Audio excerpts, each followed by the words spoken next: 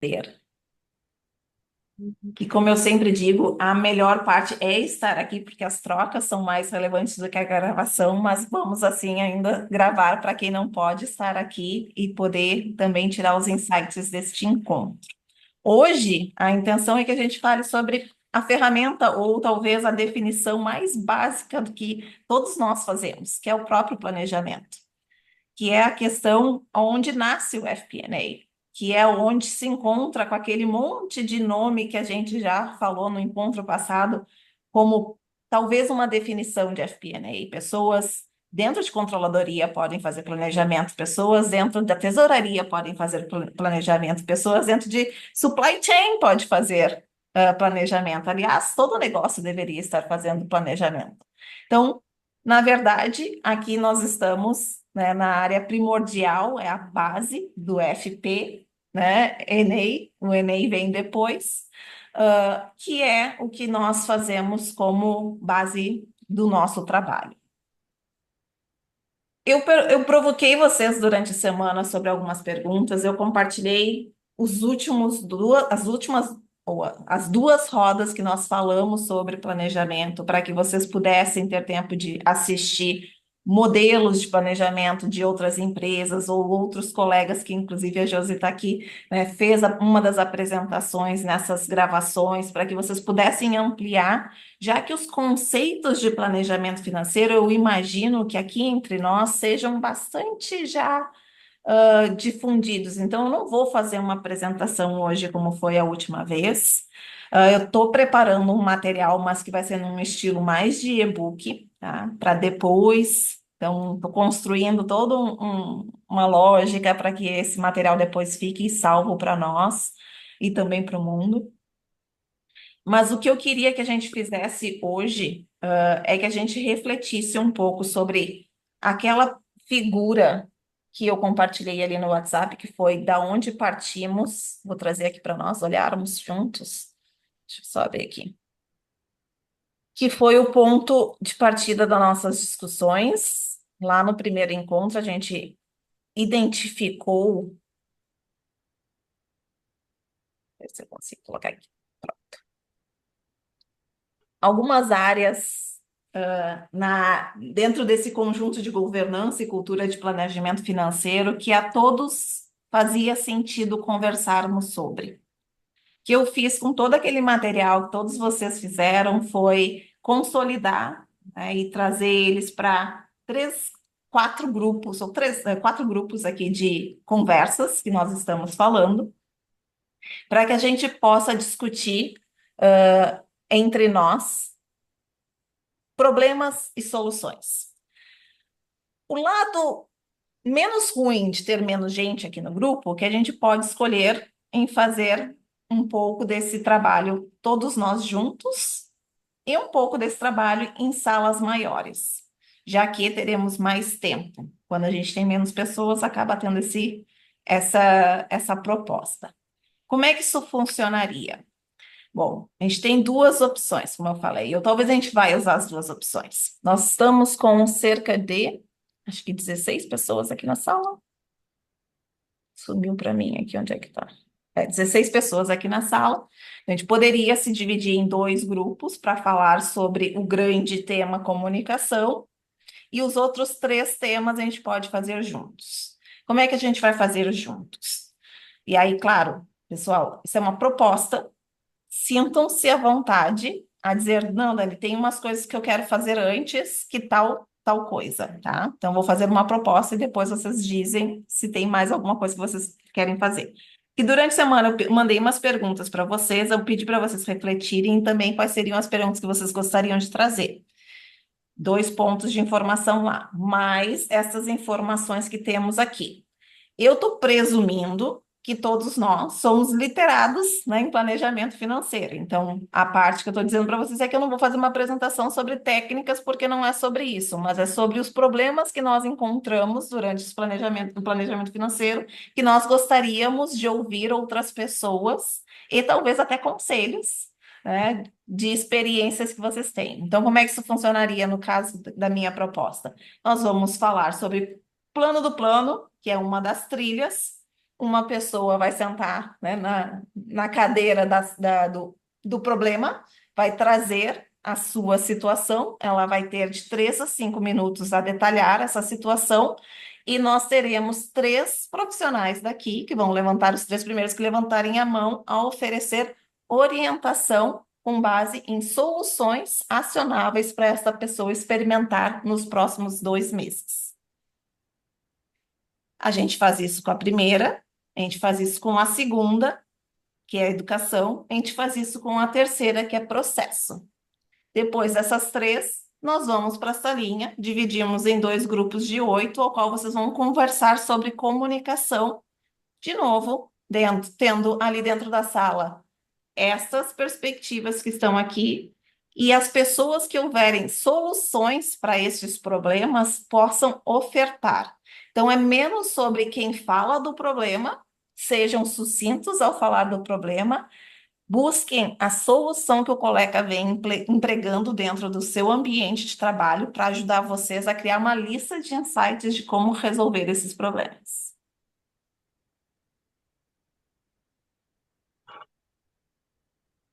O que que vocês acham? Excelente. Antes de Bom, fazermos isso, tem alguma temática conceitual, e não existe pergunta idiota, ignorante ou qualquer coisa que vocês possam imaginar dentro deste mundo, que vocês gostariam de trazer para falarmos sobre a técnica do planejamento financeiro? Eu tenho. Eu queria trocar ideia com, enfim, talvez pessoas do segmento, mas, enfim, ouvir como é que vocês modelam a parte de crescimento de receitas de vocês. Então, isso é um ponto que eu estou buscando melhorar no planejamento aqui.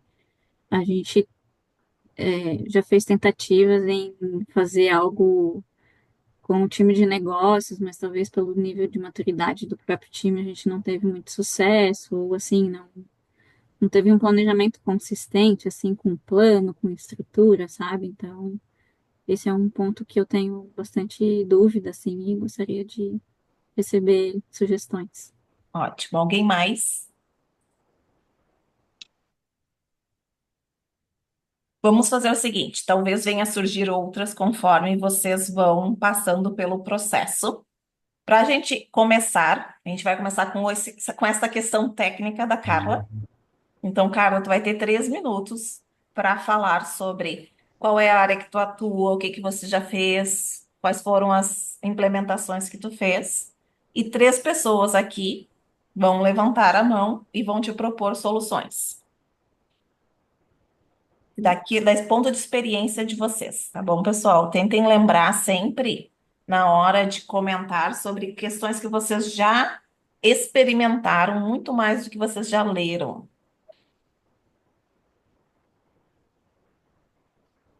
Fale, Camila.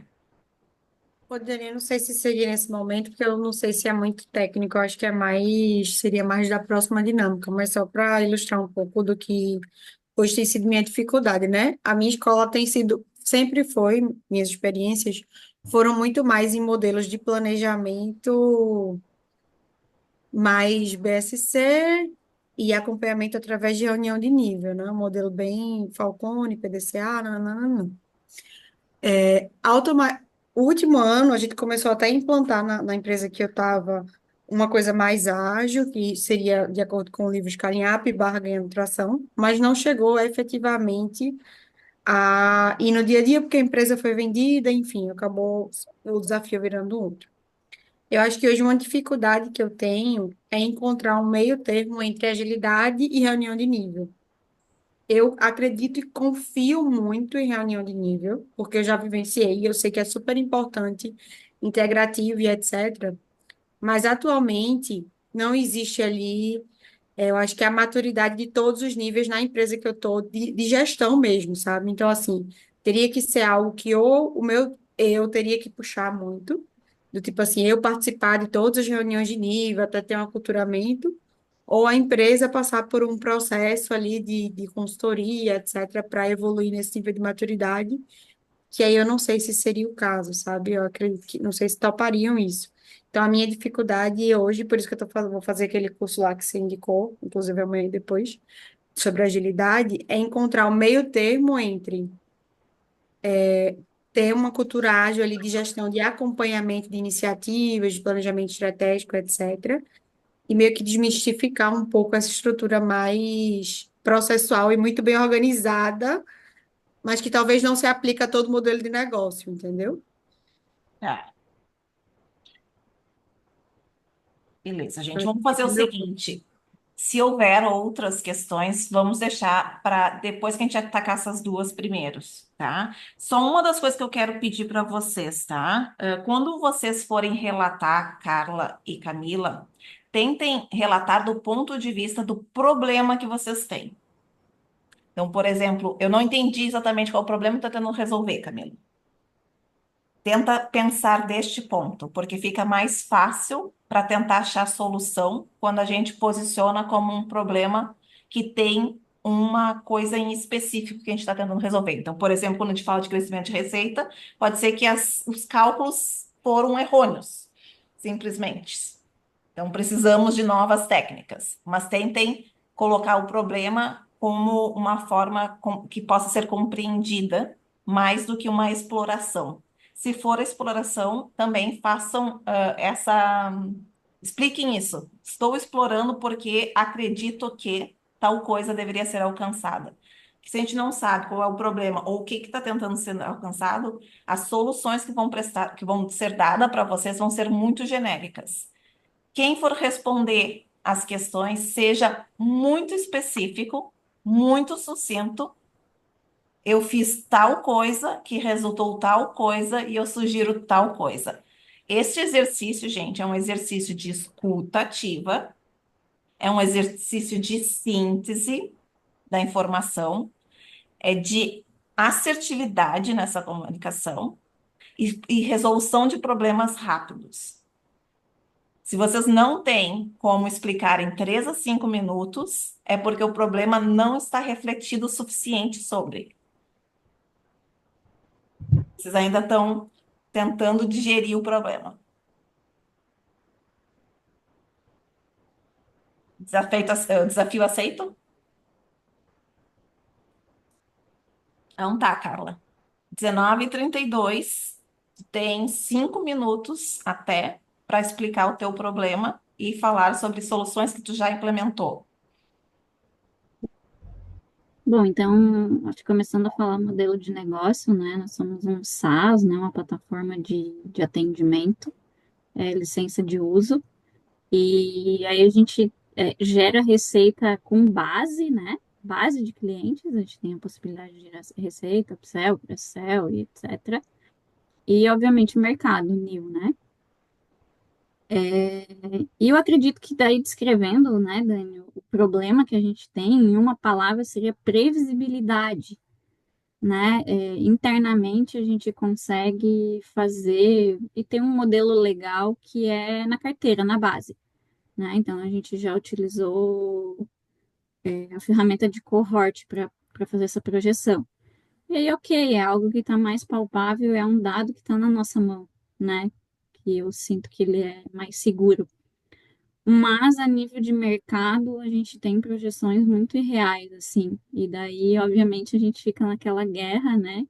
De cenários e geralmente a gente costuma tomando decisão no cenário mais conservador, que é a nossa receita projetada, né? A gente tem receita previsível, né? Então, é isso. Eu acho que resumindo, é isso, né? A gente já teve ali, então, cálculos de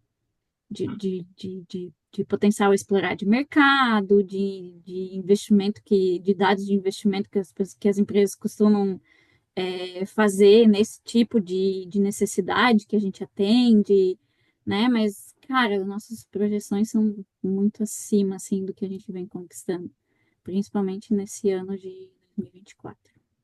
Então, a projeção que vocês fazem está maior do que o realizado. Sim. Esse é um dos problemas. Tu falaste sobre guerra de cenários. Seria este um outro problema? Não necessariamente, porque daí como o cenário que se é projetado, ele está muito longe do real, a gente procura usar um cenário mais conservador, que é o projetado, baseado na receita previsível que a gente tem já em casa, né? E óbvio, daí eu faço cenários também baseados no crescimento percentual, histórico, né? Para trazer um pouquinho mais para a realidade e a gente conseguir, enquanto a gente não tem algo mais assertivo, tomar decisão com isso, né? Mas aí fica bem limitado a questão de investimentos e tudo mais, né? Talvez a gente não saiba construir um plano também com estrutura, sabe? E sustentar ele, né? E ter essa cadência de, enfim, cara, não deu certo, vamos recalcular a rota e vamos embora, né? Então, enfim, acho que esse é o problema, assim. Quem quer oferecer? Joel. Carla, você falou que é uma SaaS, eu só me perdi aí. Vocês atendem B2B ou B2C? E é contratos B2B. pré-fechados, B2B? É, B2B. Aham, sim. Tá. Você falou que já usou cohorts, né? Os cohorts que você utilizou foi cohorts de usuários ou foram cohorts de receitas? A gente hoje cobra por usuário. Não, não, eu digo Mas, cohort. não, mas a gente tem um modelo de precificação de usuário e o cohort a gente construiu baseado em alguns dados, né, que o cliente já fez, né? Por exemplo, ele cresceu tanto nesse período, ele teve, porque na nossa base ela flutua muito, né? Então, Uhum. dali, a gente extraiu algumas coisas, por exemplo, que o cliente fez tantos upsell, fez tantos downsell, ele contratou X serviços a mais, e aí a gente chegou num denominador que nos dá uma capacidade de avaliar base, né? E daí é um crescimento mais conservador, né? Eu acho que a nível de base a gente consegue ser mais assertivo, mas a nível de mercado, não. Tá, então eu fiquei um pouco confuso. Você consegue projetar dentro da tua receita, você consegue projetar, se você tomar a tua base de usuários, você consegue fazer uma boa projeção. Mas aí quando Sim, você começa a trazer novos dados, novos inputs para dizer o teu campo de expansão é onde a projeção acaba desviando do projetado, o realizado desvia isso, do projetado. exato. E hoje, como que você adquire esses usuários, esses novos clientes? A gente tem um modelo de venda bastante consultivo, né? Hoje, né, é um CAC alto, é uma venda que tem um ciclo maior, e não sei se é mais ou menos isso que qual é a tua dúvida, né, do meu modelo É, de venda, mas é isso.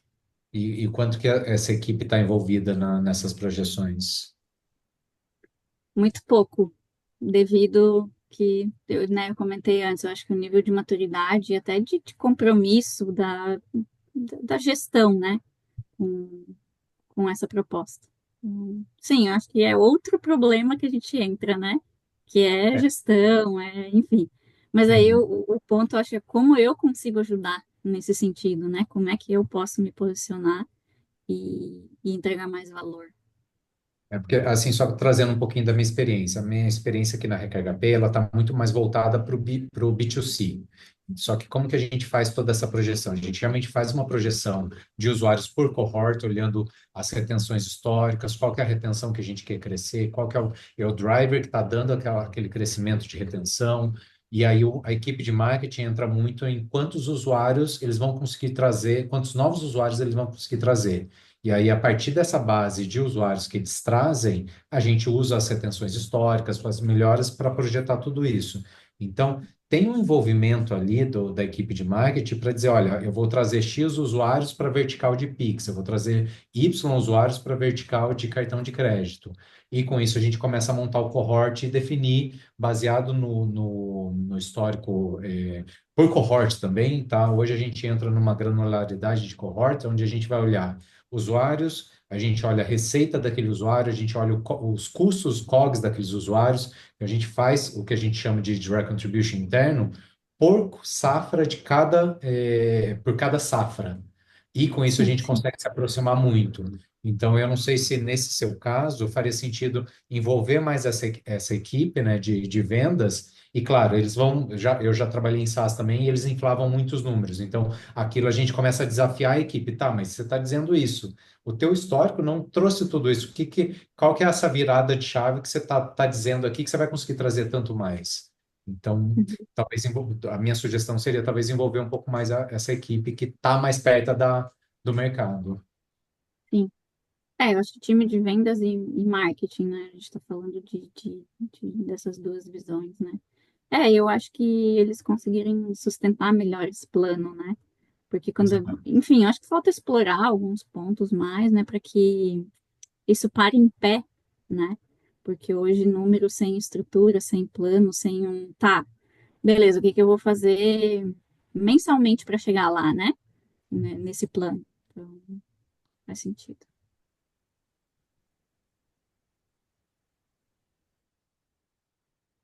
Não. Eu tenho umas perguntas também para entender. Como que é os clientes que já tem hoje? É contrato mensal, contrato fixo, é anual? Como que é esse tipo de receita? Ou eles E- podem cancelar a qualquer momento? Ele é um contrato anual, mas sem fidelidade, né? Então, eles podem flutuar durante o ano e podem cancelar também. Então, Uhum, a gente trabalha com o conceito de que cliente satisfeito, né? É um cliente que fica mais tempo com a gente, né? Aí é conceito de LTV e tal. Mas não existe uma fidelidade, não existe nada disso, então a cobrança é mensal. E a gente trabalha com upsell e cross-sell de usuários, né? entendi. A gente, aqui da minha experiência falando um pouco, a gente faz bastante análise de churn. Não sei se vocês fazem, né? Sim. Que ajuda a fazer essas previsões, compõe o orçamento de receita, a gente saber conhecer um pouco do cliente, saber dos churns históricos que a gente teve, né? Para ter uma noção de quanto a gente vai colocar de churn para o ano seguinte. E categorizar as receitas, os tipos de receitas, né? Se são receitas que elas são recorrentes, e eu sei que elas sempre vão acontecer e a chance de churn é menor, e as receitas que não são recorrentes, eu sei que vai durar só um tempo, né? Então a gente categoriza entre recorrente e não recorrente e envolver o time de vendas pro forecast, porque aí eu tenho os clientes e também, além de categorizar por receita recorrente e não recorrente, a gente categoriza por backlog e venda. Backlog são os contratos antigos e Uhum, venda são as receitas novas, né, que serão vendidas. E aí, o que é backlog, beleza, a gente consegue pegar tudo que tem contrato previsto e ver histórico de churn, fazer análise com base no passado. Agora, venda, aí é envolvido o diretor comercial, é o diretor comercial que participa e ele pega o que tem no pipeline dele, no forecast dele de vendas, o que está previsto de fechar. Aí tem análise de mercado também, tem envolvimento dos conselheiros para fazer uma análise de mercado, de se cabe, se não cabe, o que está no pipeline, que é um pouco do que o Joel falou. O time de vendas vem um pouco inflado, falando, não, a gente vai vender tudo isso aqui, mas aí a gente vai estressando um pouquinho e vendo que vai vender, vai, mas talvez não nem entre nesse ano, entre só no outro ano, né? uhum. Então, aí entra um pouco o análise de negócio que envolve os conselheiros. Sim. Então, envolve bastante pessoas. Legal, Josi. Esse estudo de base, né, que é churn, a gente tem tanto churn quanto downsell, né, que é efetivamente um cliente não sai, mas ele pode ter uma contração, né? Então, e com isso a gente trabalha, né? Então, de base a gente consegue ser bem mais assertivo, né? Mas aí a nível de estrutura de marketing e vendas, eu acho que a gente está bem carente, assim, né? Então precisa evoluir. Obrigada. Ô, Dani, não levantei a mão. Ah, tá, a Camila levantou, então vai lá, Camila. Pode falar, Regi. Camila, espera um pouquinho. Ah, então tá. É, acho que o trabalho ele é sempre muito conjunto, né? Apesar dos números, na maior parte, ficarem dentro da nossa relação enquanto empresa, assim, mas ela é muito em conjunto. E uma das coisas que ajudou muito a educar aqui na empresa onde eu trabalho, nas reuniões de planejamento, quando a gente senta, com as áreas, é desenhar o processo. Porque nós tivemos por muito tempo tentando descobrir onde é que estava o problema. Ah, vendas não sabe vender? Será que vendas? Será que o problema está em vendas? Mas como é que está a nossa taxa de conversão? Como é que está a nossa taxa de conversão lá em pré-vendas? E como é que está o marketing? E aí, no final das contas, a gente foi cavocando nesse olhar para o processo e entender os desdobramentos, desde lá do topo de funil de marketing até o final até, na verdade, entrar a receita, né? Porque até entrar a receita, esse fluxo todo não se concluiu. A gente percebeu que, na verdade, o problema estava em marketing trazendo leads muito desqualificados. E aí, tipo, se a gente não sentasse com toda a cadeia junto e realmente desenhasse o fluxo em conjunto para mostrar para o time comercial qual é a importância de um bom forecast, de um forecast realista, principalmente, que tudo que o Joel e a Josi falaram até aqui é bem isso, assim. E, inclusive, essa semana a gente está com um gestor recente dentro da empresa que ele tem olhado para o forecast dos vendedores, aonde tem cliente lá que está há bastante tempo no forecast, porque o vendedor acredita que ele vai vender para aquele cliente. E, na verdade, ele não vai. Então, ou esse ciclo de venda ele vai se perpetuar por muito mais tempo. Então, ter essa aproximação do time de vendas com o time de marketing é muito importante. Já tivemos aqui, daí também falo de novo da experiência interna da empresa, onde o gestor de marketing não era próximo do gestor de vendas. Esse entrosamento também faz toda a diferença. Precisa existir, porque é eles dois que, no final das contas, vão trazer resultado, né? Isso dentro da nossa estrutura, é um gestor de marketing ou de vendas, mas tem estruturas diferentes. Eles é que vão trazer esse resultado e esse forecast mais refinado. E realmente, a pergunta que eu acho que foi o Joel que falou, né? Se vocês nunca entregaram isso, o que que vocês vão fazer de tão diferente para agora entregar? É uma pergunta que meio que tem que ser repetida todas as vezes que a gente vai olhar para o forecast. Se essa mesma técnica tu está utilizando com o mesmo perfil de cliente e os outros todos não viraram, por que que tu acredita que esse vai virar? Né? Então, criar esse cenário nós muito próximo com o time do comercial e assim, mesmo antes quando eu não estava tão próxima dessa relação na parte do planejamento, eu sentia que é a maturação mesmo, né? A questão de maturidade ali dos times ter esse entrosamento de trazer os números. Inclusive, nós tivemos que já trocar gestor comercial porque o negócio não funcionava. Então, às vezes, também tem que ser um impacto um pouco mais profundo ali da gestão e que, no final das contas, vai envolver os gestores da empresa também nesse processo, né? Mas é muito assim de estar muito próximo da cadeia, né, lá do topo do funil de marketing para entender onde é que está o problema. Tanto que nossa taxa de conversão em vendas acabou melhorando muito porque a taxa lá de conversão do marketing em lead, lá, SAL, SQL, etc. e tal, foi evoluindo e trazendo um perfil mais qualificado para o que a gente queria.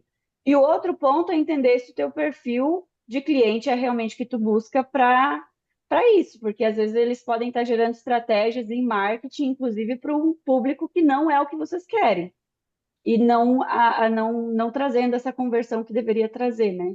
Então também tem alguns pontos relacionados a isso, para ter um forecast mais assertivo.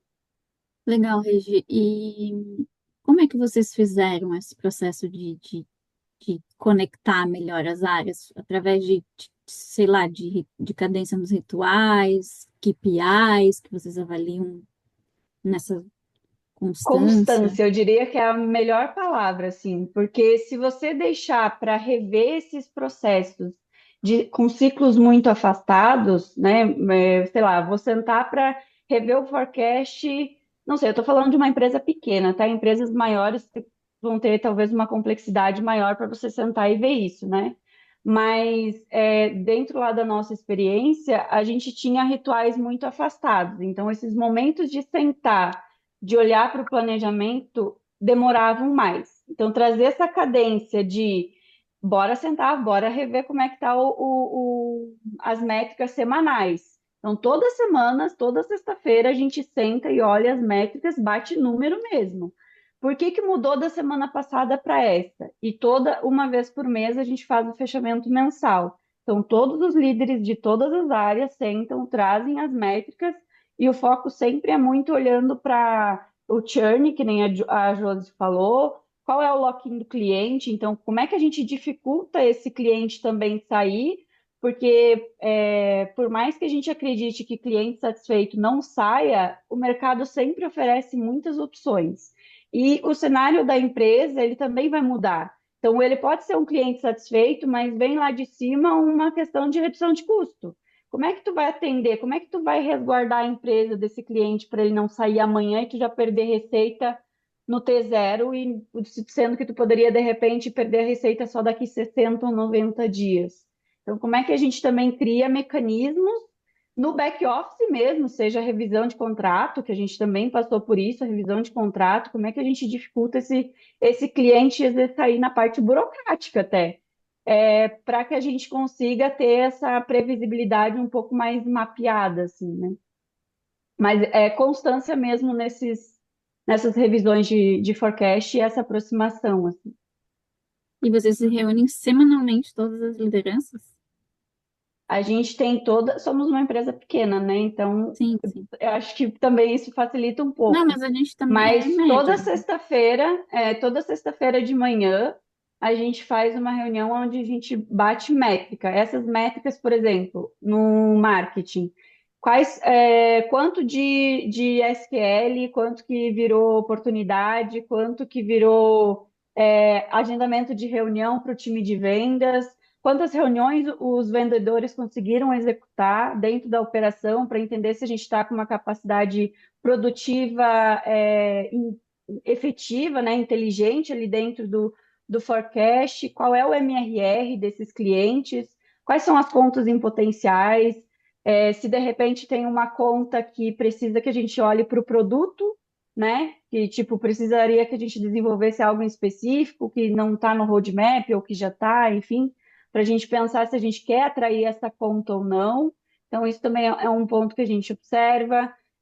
Churn, a gente conversa sobre isso toda semana. Teve pedido que a gente não fala só sobre o cancelamento efetivo, mas se algum cliente pediu para cancelar o contrato e o que que a gente poderia, como estratégia, de repente, fazer com que esse cliente se mantivesse, se for um MRR representativo, se não foi, quantos clientes estão em onboarding. Teve algum cliente, por exemplo, que renovou o contrato e ainda estava em onboarding? Como é que está a nossa complexidade do onboarding? Tipo, enfim, reclamação durante o onboarding ou satisfação.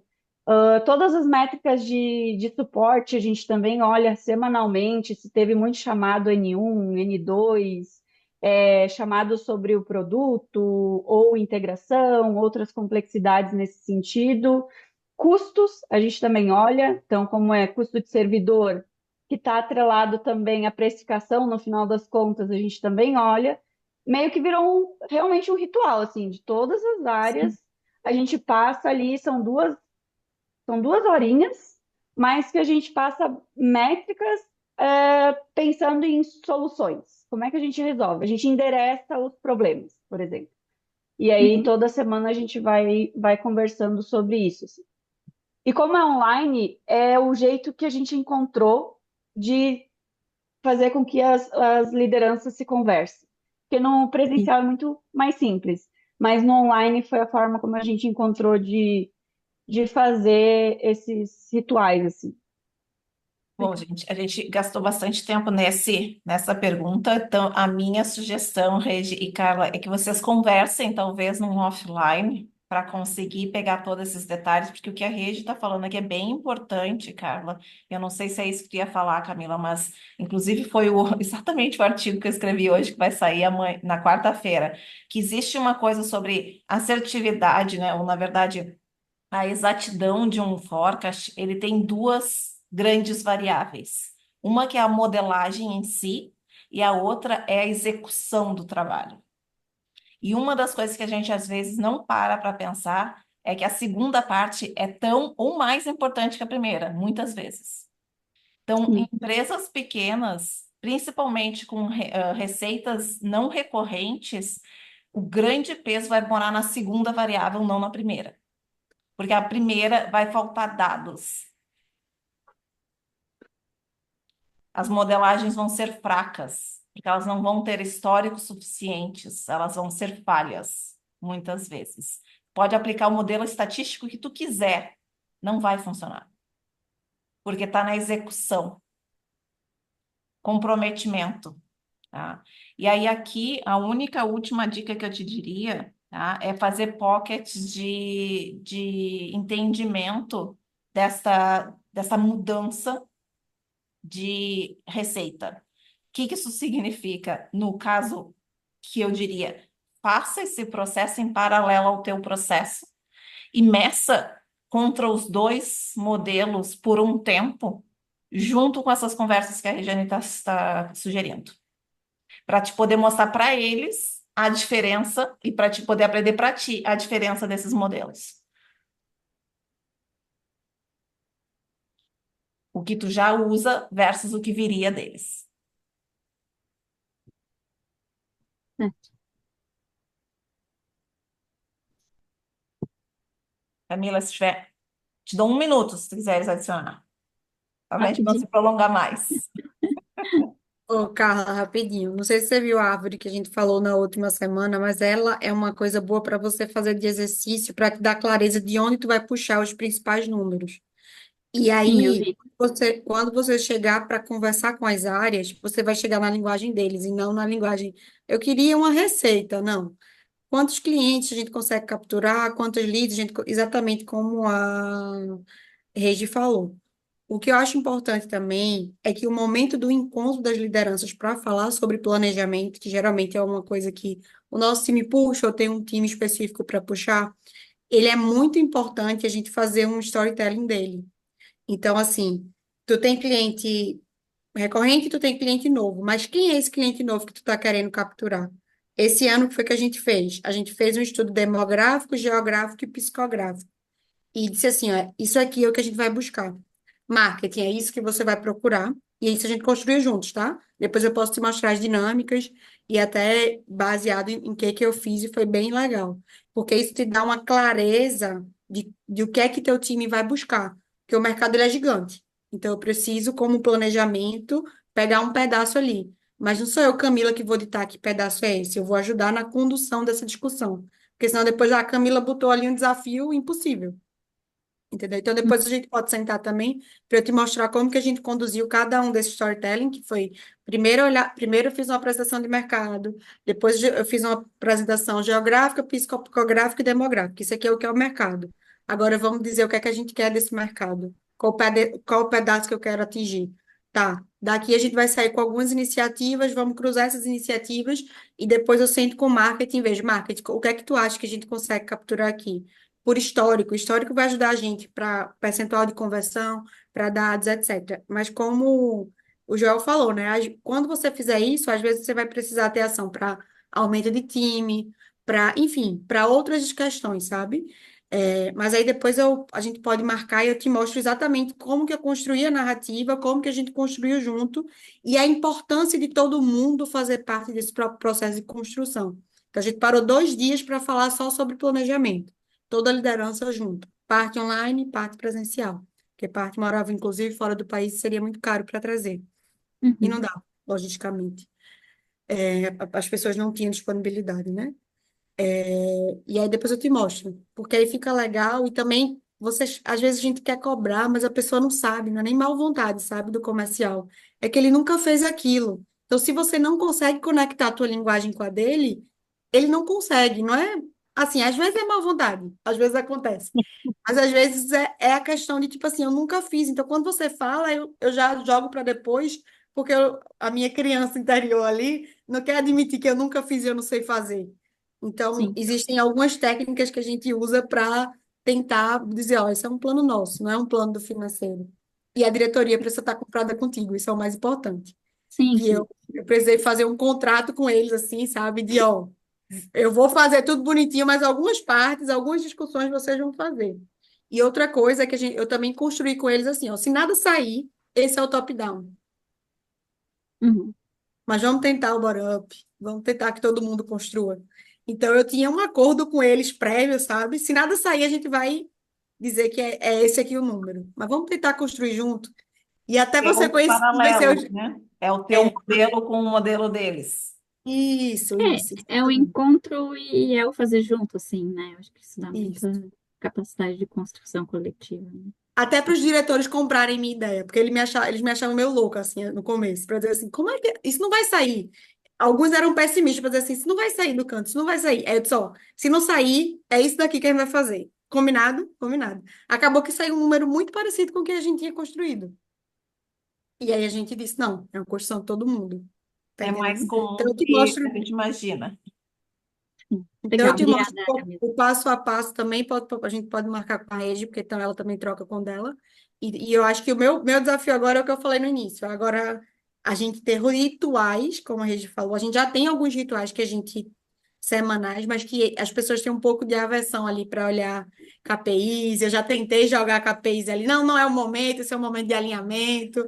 Então, acho que o meu desafio é o que eu falei no início. Agora, os rituais de fazer isso acontecer e de a gente acompanhar isso, Dani, se fosse para sintetizar ali o meu ponto. São tipo assim, tá, os próximos passos para que isso não vire algo muito burocrático, né? Para não virar. A gente tentou construir juntos o algo mais simples possível, aquela árvore ali seria para dar o auxílio e a visibilidade disso. Mas eu acho que os próximos passos são os rituais das pessoas refletirem sobre os números, sabe? Não só trazer o número, atingiu ou não atingiu, mas ter por que que não atingiu. O que é que a gente vai. O rolling forecast, que a gente chama, né? Tá, não atingiu até aqui, como é que a gente joga isso para frente? Ou isso aqui a gente planejou muito errado e não vai dar para jogar para frente. A gente vai ter que trabalhar de uma forma diferente e replanejar mesmo, sabe? Principalmente nesse momento da minha vivência, que é um primeiro planejamento que todo mundo ali faz parte. Então, as pessoas estão meio inseguras ali. Então, eu preciso Participativa. ajudá-las nesse momento, sabe? E acho Eu, Camila, eu tô sem, eu tô no celular. Eu trabalhei numa empresa que tinha muito forte essa parte de governança. Então, a gente fazia o orçamento participativo e mensalmente reunia para eles apresentarem os KPIs, explicar os desvios, fazer o plano de ação, entendeu? Então, era mensal. E a diretoria acompanhava, porque se a diretoria não acompanha, né? Fica assim, vou apresentar só para a área de planejamento? Não, a diretoria ia, então eles se preparavam para apresentar, né? E já iam preparados mensalmente. Era uma prestação de conta, né? E aí, porque um KPI dependia de outras áreas do operacional, eles conversavam e dali surgiam outras reuniões, né? Para tratar especificamente do o que tinha o desvio, né? Então, era mensalmente.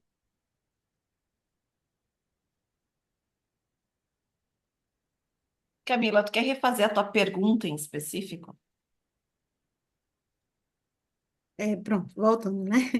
A questão do. A gente fez o planejamento, cada um já tem seus OKRs, e que vai virar aquela árvore ali. Hoje a gente está acompanhando via OKR, cada um tem sua pedra para fazer o planejamento acontecer.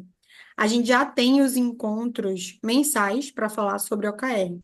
Só que como que funcionava isso antes para mim? Quando eu chegava com esse encontro mensal, era exatamente como a Marisa falou. Eu chegava para defender o número, mas o meu time tinha me apresentado um número, e eu dizia, não, mas isso não faz sentido com isso, não sei o quê. E a gente construía ali. Quando eu chegava para a diretoria, eu já chegava, bateu, não bateu, se chegasse, precisasse rodar PDCA, qual que foi a causa raiz, o que é que a gente vai fazer como futuro, como que a gente age para transformar isso, e qual que é o forecast, ou seja, isso aqui perdeu e não tem como recuperar, a gente vai tentar via outras linhas, ou não, dá para recuperar ainda até o final do ano. Isso é uma cultura que a gente teve lá um treinamento de gestão, que a gestão tinha muito a gestão já tinha a senioridade da gestão era outra, entendeu? Hoje as pessoas, muita gente nunca teve contato com planejamento. E aí, o que é que acontece? Os rituais que acontecem são muito realmente, batemos, não batemos. Não existe ali a história do dado e o futuro, o que faremos no futuro. Isso não está no mindset.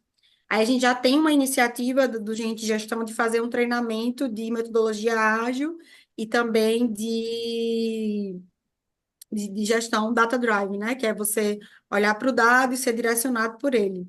Mas isso é uma coisa que demora. E eu acho que se meio que eu não entrar com o meu time puxando isso e esperar, não, as pessoas vão entrar no conhecimento e etc., eu acho que tenho medo disso ir embora, sabe? Então, eu queria uma dica de vocês de governança que não fosse algo muito engessado e que não tivesse uma maturidade de gestão assim, que já trabalhou com isso, então é muito simples chegar lá e eu dizer, vamos fazer uma reunião de nível, e agora cada um apresenta e roda PDCA, e a gente fala, não existe isso aqui, entendeu? Então, seria como que a gente tem rituais de acompanhamento, mudando muito para esse modelo de não traga o resultado, mas traga a análise daquilo ali, o que aconteceu e o que faremos. Sem que seja uma coisa que demore muito tempo, então, seria isso, né? Acompanhamento do planejamento, de forma que não demore muito tempo e de forma que não seja algo muito que, eu vou treinar as pessoas, desenvolver. Isso vai acontecer, mas isso demora um tempo até que é com certeza. Como que eu puxo isso, né? Para que isso seja mais, sei lá, faz um modelo padrão e todo mundo tem que preencher ali aquele modelo, ou não sei, qual que é a vivência de vocês com isso. Na empresa, a gente Um pouquinho, instalou um Marisa. método chamado Marisa, Kumbuka, tá? Marisa, só um minutinho. Desculpa. Só antes da gente partir para qualquer solução, eu quero que tu reflita sobre o que tu acabou de dizer. Todos os benefícios que tu apontou do porquê que tu queres implementar isso. Aqui está a chave. Tu tem que vender isso antes. Aqui é sobre influência, não é sobre processo. Qualquer ferramenta vai fazer tu chegar lá em algum momento. Mas o que tu precisa fazer é liderar uma mudança de mentalidade. E para mudar uma mentalidade, tu precisa começar pelos benefícios. Por que que tu vai fazer isso versus aquilo e o que que eles ganham com isso? Tu primeiro tem que vender essa ideia. Então, insiste neste ponto. Já tem tudo mapeado, tu acabou de declarar aqui tudinho pra gente.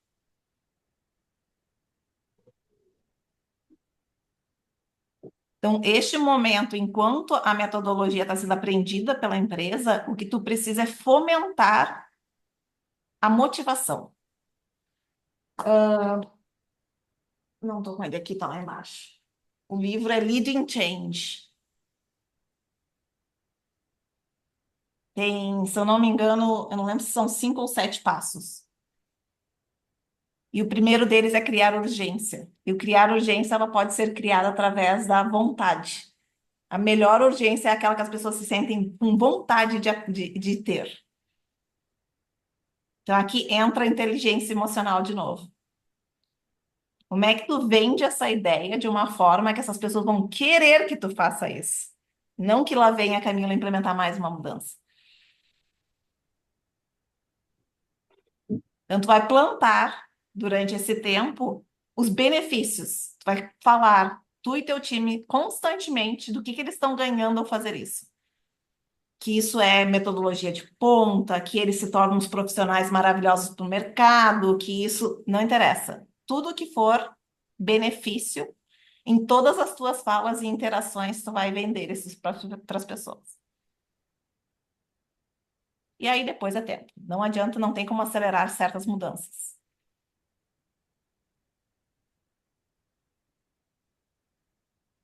Obrigada, Dani. Como é que é o nome da ferramenta, Marilza? Cumbuca, Kumbuka. cumbuca. É da Falcone, da metodologia da Falcone, tá?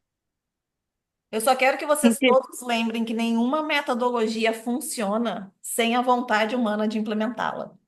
Tá, Então, tem que às ter um vezes, a gente engajamento. que é financeiro, que aprendeu tudo através de metodologias, a gente quer encaixar na metodologia em algum lugar. Hum. Às vezes, a gente já conhece metodologia o suficiente, o que a gente precisa dar um passo e entender o que aquele humano precisa ouvir para pegar o que tu está oferecendo. Diogo. Ô, Dani, você foi falando assim, eu estava pensando nesse caminho, sabe? É, acho que o interessante, né, Camila, se você juntar, é assim, né? A gente vai fazendo uma manipulação do bem. Então, assim, se a gente, primeiro, a gente precisa convencer os poderosos, né? Então, você precisa estar alinhado com os interesses dos peixes grandes ali dentro da empresa, né? Mas, ao mesmo tempo, se você conseguir falar com o pessoal mais operacional e sentir as dores, então, a gente tem que ter um processo, querendo ou não, nós temos contato com todas as áreas e todos os níveis da empresa. Então, isso é um privilégio e é uma responsabilidade grande. E a gente tem que conseguir trazer o nosso exercício de empatia, né, para esse momento. Então, é nesse momento aí que eu consigo sentir qual que é a dor que aquela pessoa tem.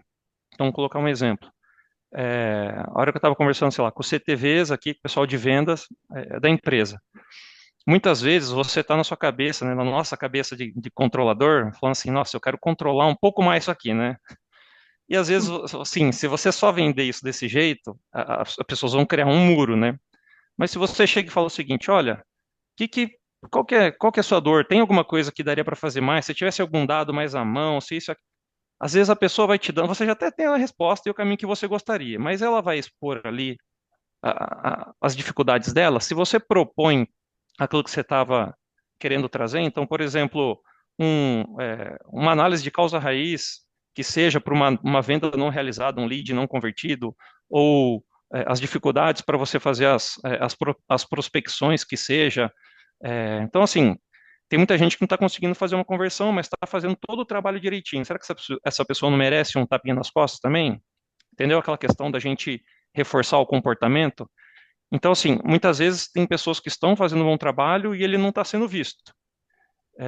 E você propõe essa análise para essas pessoas, para ela vai abraçar.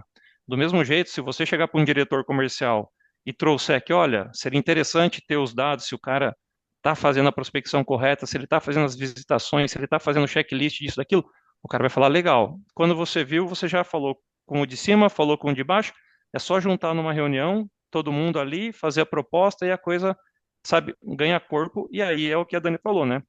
Seguir com qualquer metodologia e você ter a constância, que foi falado na resposta anterior, né? Você conseguir fazer ali a disciplina da coisa é o que vai fazer a diferença, né? É comunicação e disciplina, né? E É a minha. mostrar o resultado, não é dessa disciplina. Isso. O E reforço depois o positivo, que é o que resultado. tu está falando, sempre. Então, esse é um outro ponto que a gente tem bastante dificuldade como financeiro, tá? Os reforços positivos. A gente não consegue fazer isso sempre. Tente lembrar de sempre achar uma coisa boa para elogiar no fim de um ciclo.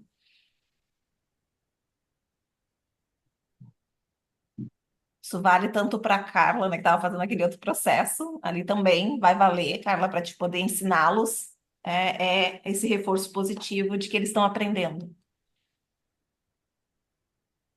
Então, eu coloquei aqui um link que não li, tá? Mas foi o que eu busquei. É esse livro do Kotter que eu tenho, que é Liderando Mudanças, né? Que é a gestão da mudança. Isso eu acho que é essencial para um sênior de FP&A. É quando a gente entende que não são só as ferramentas, mas é como é que tu gerencia e leva as pessoas junto.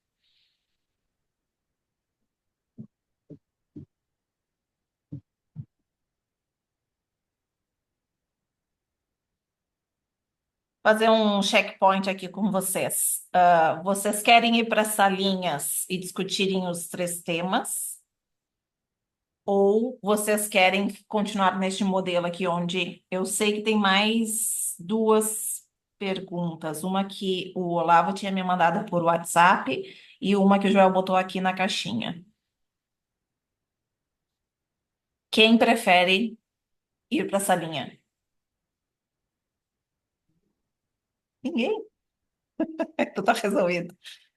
Ótimo, gente. Que bom que vocês estão gostando. É uma maneira bem importante da gente aprender quando a gente ouve, né? E vai desenvolvendo as histórias e vai surgindo novos pontos. Então, assim, só para antes a gente surgir para o próximo ponto, que eu quero que a gente já saia dessas primeiras 2 reflexões, que aqui é consolidação de aprendizado, né?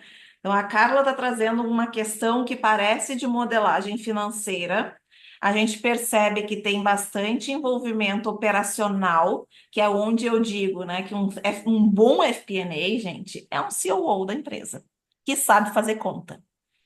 Então, é uma pessoa que entende profundamente a operação do negócio, fala a língua do negócio e consegue transformar em cálculos financeiros para entender qual é o impacto disso lá nos nossos resultados.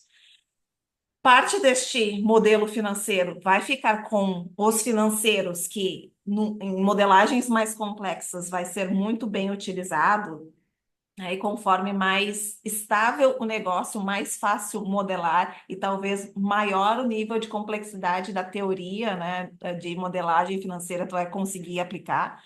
Quando a gente está falando em negócios menores, mais simples, menos estruturados, mais voláteis, mais para o lugar assim de startup, onde tem poucos dados, menos a técnica financeira vai conseguir nos ajudar e mais vai ser a questão da execução do plano que a gente vai ter que imprimir essa velocidade, não só através da conexão das áreas, mas ensinar as pessoas a refletirem sobre como conectar uma coisa com a outra. No encontro passado, a gente falou sobre a árvore que destila o nosso resultado do negócio demonstrativo até chegar nos KPIs de negócio que conversam com cada área. Hoje a gente está colocando uma nova camada em cima deles. Quero que vocês pensem. A árvore, ela é um desenho muito útil para, inclusive, botar no LinkedIn. Agora, dentro do negócio, melhor é se transformar ele numa árvore de OKR. Quem não conhece os OKRs, ele funciona muito parecido com aquela árvore. Ele começa dos grandes objetivos e vai quebrando em menores desafios, a ponto de chegar no nível mais baixo, que seria o KPI operacional que a gente está falando. E ali o OKR ele ajuda a identificar o prazo, quem é dono de cada coisa e vai colocar rituais para criar uma governança, tá? Que se consiga acompanhar esses detalhes. Então, aqui nós estamos adicionando uma nova ferramenta ao nosso pacote. Só que a gente agora acabou de perceber com a Camila que isso não é o suficiente. A gente precisa entender de gestão de mudança. Porque assim como lá no início a gente falou, a gente está falando de pessoas. Então, o tempo inteiro nós vamos ser desafiados aqui para que a gente possa influenciar e persuadir as pessoas a entender como é que essas pessoas agem e como é que a gente vai trazer elas para o nosso lado. Então, aqui vai ter sempre esse nível de entendimento de pessoas que a gente vai ter que adicionar ao nosso trabalho quando a gente chega num nível de FP&A mais sênior. E quanto mais sênior vocês se tornarem, mais isso vai se tornar proeminente. Mais forte vocês vão ter que se tornar nessa questão de gestão de pessoas.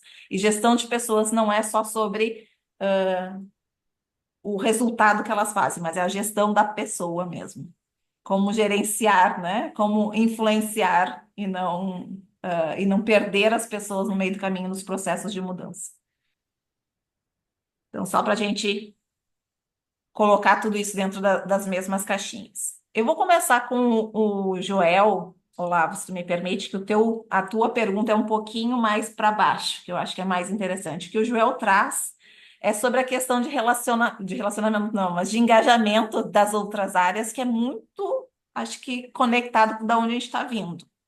Quer explicar um pouquinho, Joel, para nós, por favor?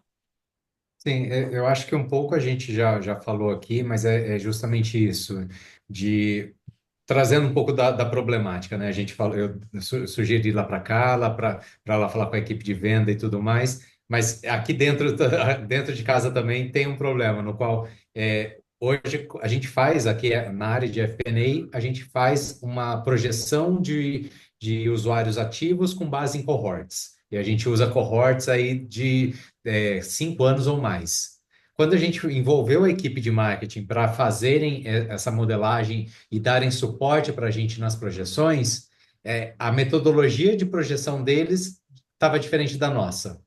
E aí a gente começou a desafiar os números deles que eles trouxeram, porque eles estavam dando um crescimento, estavam dobrando a base de usuários. E nas nossas projeções a gente não enxergava a mesma coisa. Então, veio um pouco disso de fazer a nossa projeção e a equipe fazer a projeção e a gente confrontar e começar a desafiar os números. E aí, quando a gente chegou no cerne do problema, estava ali que eram metodologias diferentes. E no final a gente acabou assumindo a nossa projeção e não a deles, né?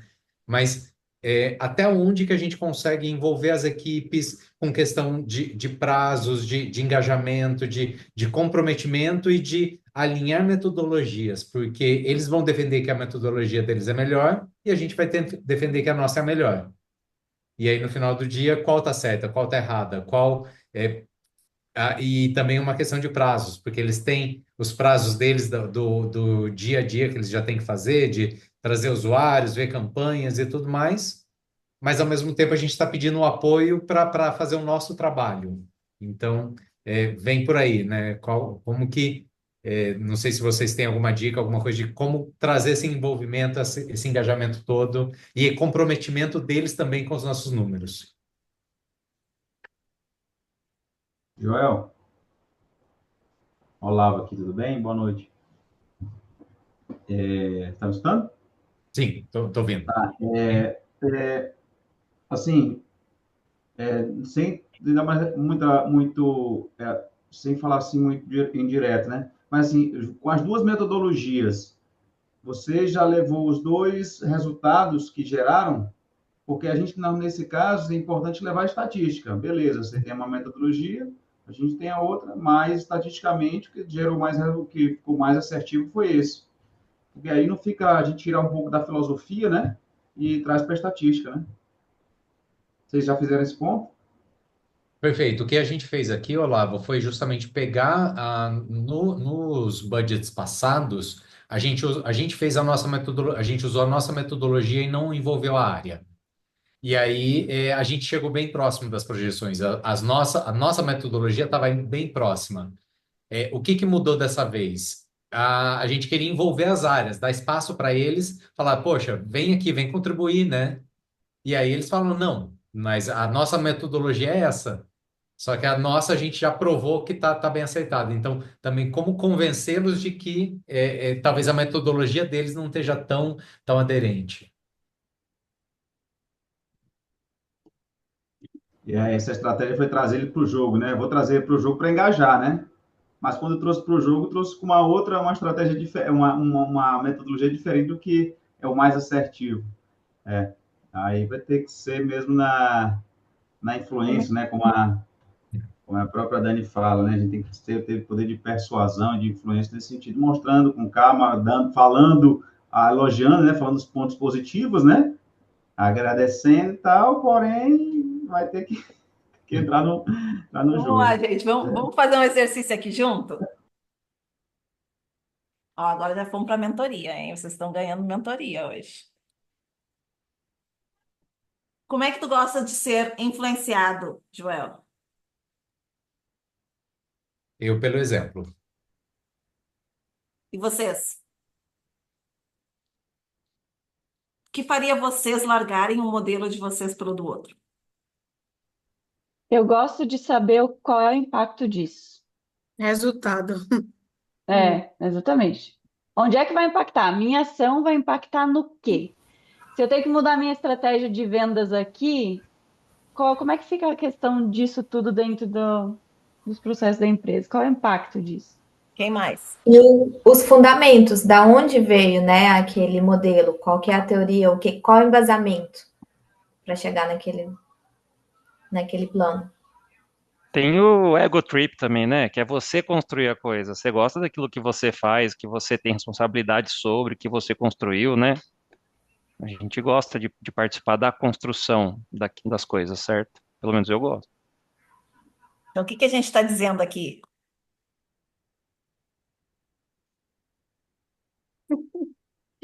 A gente é tudo alecrim dourado. A gente não somos todos alecrim dourado? Sem brincadeira. Joel, me permite fazer essas pontuações, porque não é só tu, tá? Não é o Joel. O Joel está só representando o que a maior parte, se eu não diria 99% dos meus mentorados chegam para mim com a mesma fala, e foi motivo de muitas risadas na mesa do bar do último happy hour em São Paulo. Tu estava lá, Joel? Não? Com Eu estava viajando. Ronaldo ou Romualdo, não me lembro o nome dele agora. Gente, seguinte, todo mundo aqui entendeu como é que gosta de ser influenciado, né? Aí, como é que vocês estão chegando para falar com essas pessoas? Olha só, eu fiz uma modelagem e a minha modelagem dá um número certo. Então, eu quero saber como é que tu. Não, eu não quero saber como é que tu faz, mas eu queria que tu me ajudasse a que a minha modelagem fica melhor, para que eu possa botar a minha modelagem num lugar onde todo mundo vai ter o resultado perfeito. Mas assim, eu preciso confrontar os seus números e desafiar antes, porque eu não tenho muita certeza nos teus números. Porque, afinal de contas, os seus números são os seus números, os meus números são os meus números. Como é que sou isso para vocês? Onde é que foi parar essa pessoa depois que a gente chegou falando? Claro que eu exagerei um pouquinho, né, gente, para deixar meu ponto bem claro. É uma posição desconfortável para ela de dizer, não, não confia no que você está fazendo. Não, a gente disse que não confia na pessoa. A gente disse que o cálculo dela deve estar errado. A gente se acha melhor porque a gente vai validar o número deles. Então é uma ego trip, como o Diogo falou, total. Como é que a gente para isso, que foi a tua pergunta no final, né? É a gente se tornando o adulto na sala. Pode fazer exatamente as mesmas coisas que tu fez, mas sem declarar elas. Pode fazer exatamente a mesma viagem, conversar com todas essas pessoas, ter todos esses dados e ainda ficar com o teu modelo, porque dentro da tua cabeça tu pensa e fala exatamente dessa mesma forma, mas para fora tu é aí sim um alecrim dourado, amável. Como é que a gente faz isso, gente? É dando 10 mil passos para trás e entendendo, de novo, façam isso de um lugar de diversão, de autodesafio. Não sei o que que motiva vocês a fazerem essas coisas, mas é entender assim, tá, se eu conseguir fazer isso de uma forma diferente, eu vou me dar um sorvete depois. Vamos lá. Levanta da mesa de vocês e vai lá atacar a pessoa e diz: olha só, vocês têm um modelo e eu preciso aprender. E eu só queria saber como é que vocês fazem. Quem é o especialista que fez isso daqui para me mostrar os detalhes? Porque deve ser alguém que sabe o que está fazendo. Eu não sei. Então me ensina, por favor. Uma fala dessas faz com que a pessoa automaticamente tu elogia e tu bota o ego dessa pessoa lá em cima. Deixa ela se divertir te explicando. Tu extrai toda a informação necessária. E ao invés de dizer o que vocês fizeram, vocês perguntam: e se a gente fizesse assim? E se essa outra técnica, tu acha que melhoraria o teu modelo? Tudo a partir do ponto de vista que tu já sabe a resposta. Mas tu tá oferecendo perspectiva e deixando aquela pessoa tomar a decisão por si. Mas como foi que a Camila falou antes, e se tudo isso nada funcionar, quando a gente tem do outro lado pessoas extremamente inflexíveis, que vai acontecer, tu simplesmente aplica teu modelo que tu já ia fazer de qualquer forma. Mas antes, não perca a oportunidade de aprender algo que talvez dentro do teu modelo estivesse errado e que por tu tentar partir do lugar onde o meu já está certo, tu deixa de aprender. Então, quando a gente aprende a entender que a gente tem nada a perder com esse approach e tudo a ganhar, a gente é o adulto na sala, que eu brinco. E aí a gente se coloca num lugar de aprendiz. Deixa eu ir lá ver o que que eles estão fazendo de diferente que eu possa talvez mudar o que eu estou fazendo. Quão desconfortável seria isso para vocês? Que muitas vezes é. E por isso que eu falei para vocês. Em vez de pensar em algo desconfortável, pensem como uma brincadeira até. Até onde eu consigo fazer com que o meu ego fique caladinho por 30 minutos enquanto eu vou lá fingir que eu não sei nada do que eu tô falando. É divertido. Vocês vão ver, porque vai estar a mente de vocês interna enquanto a pessoa está explicando para vocês, dizendo, a pessoa não sabe nada, que não sei o quê, e aí vocês vão ter que tentar fazer com que a mente de vocês silencie para vocês poderem ouvir o que ela realmente está explicando. Então, é um exercício muito interessante quando a gente coloca nesse lugar. Só que é um exercício, não é na primeira vez que vai acontecer a mudança, não é na segunda, talvez nem na terceira. Às vezes demora algum tempo. Se a gente não tem outros exercícios que a gente faça que nos ajude a criar esse distanciamento. Por isso que eu sempre falo que quando eu corro, eu não corro só com as minhas pernas. Quando eu corro, é um exercício de distanciamento do meu ego, do meu corpo. E eu consigo transferir isso para essas interações que muitas vezes é muito desafiador.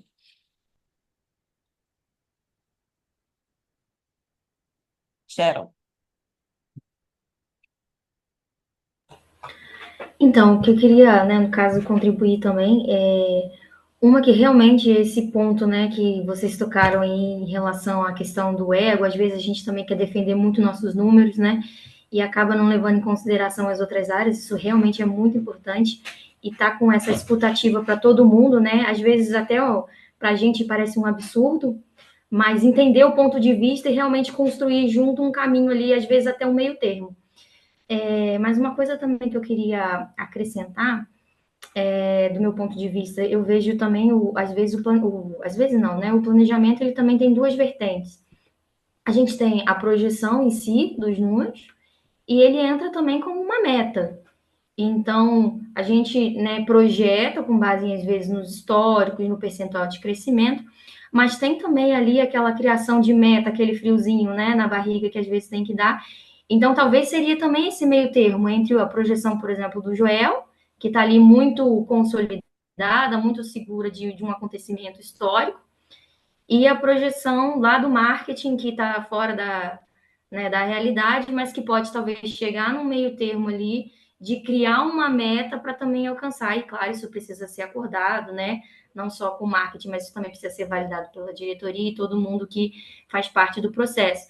Mas eu diria também nessas duas vertentes, de projetar um número, ter uma base conservadora, sólida, mas de criar também essa meta para alcançar resultados maiores. Muito bem apontado, Sharon. Se eu não me engano, acho que é dentro do Beyond Budgeting que eles falam que, na verdade, o plano é contraproducente, porque a gente faz um cap dentro do nosso crescimento da empresa. gente coloca um limite. A gente acha que crescer, sei lá, se a gente cresceu 12% historicamente, se a gente colocar 12,5% já é bastante.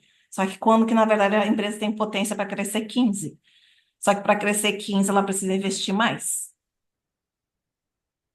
E nós, como financeiros, a gente às vezes fica preso no histórico e a gente não consegue entender essa dinâmica que eu acho que volta um pouco, Carla, até para aquilo que tu estava falando, que é como apostar no time de marketing para que ele faça crescer. E aí cobrar. Só que, claro, é um acordo, né? Que tem que começar, gente, no plano do plano. Então, quanto mais claro isso estiver para as pessoas, também ajuda muito elas engajarem com essas metas. Se todo mundo entender, que nem a Sheryl disse, for acordado, tá? Então, se o histórico diz 12, né? E o 12,5 seria o normal, o que que a gente pode fazer para atingir 15? Isso é um exercício que a gente fazia. Como a empresa que eu trabalhava tinha essa veia ágil, a gente fazia, às vezes, o trabalho inverso. Por isso, o bottoms-up, a gente enxergava como o trabalho inverso do top-down. Que o top-down sempre vai ser restrito pelos dados. A gente sempre vai ficar restrito pelo aquilo que a gente acredita ser possível. E a gente enxerga o bottoms-up como a loucura do pessoal de vendas.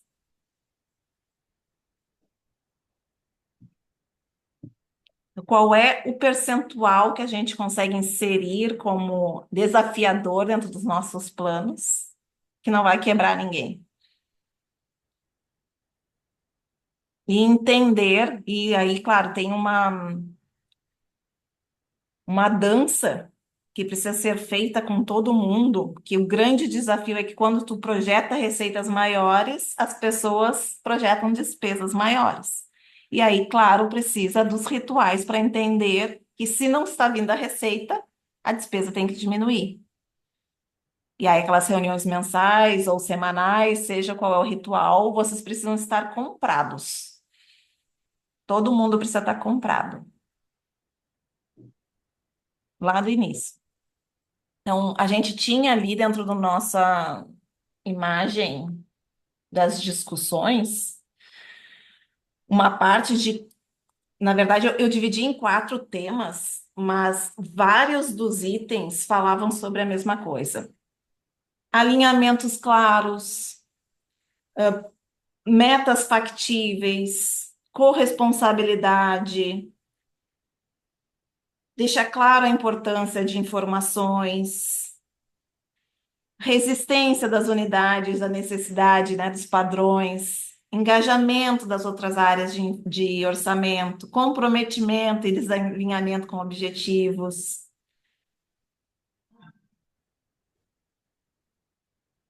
Tem um comentário assim, as coisas só funcionam top-down. Tudo isso, na verdade, é desalinhamento de gestão da empresa.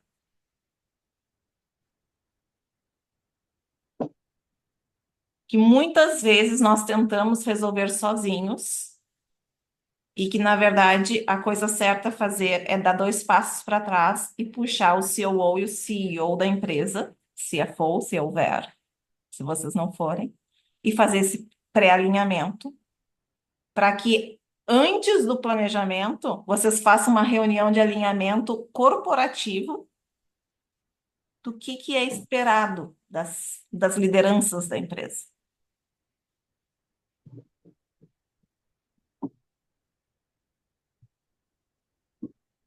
Para que todas essas outras coisas sejam, ao longo do tempo, também tratadas, mas já de um outro lugar.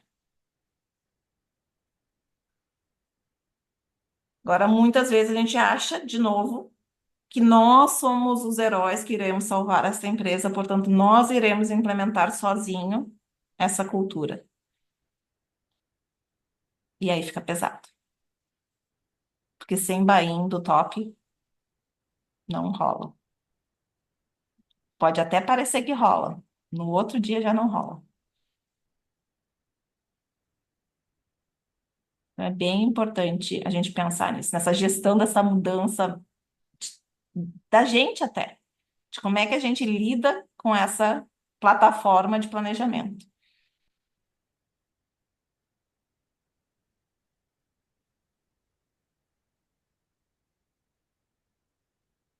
Mais alguém tem bons exemplos de alinhamento que vem construindo?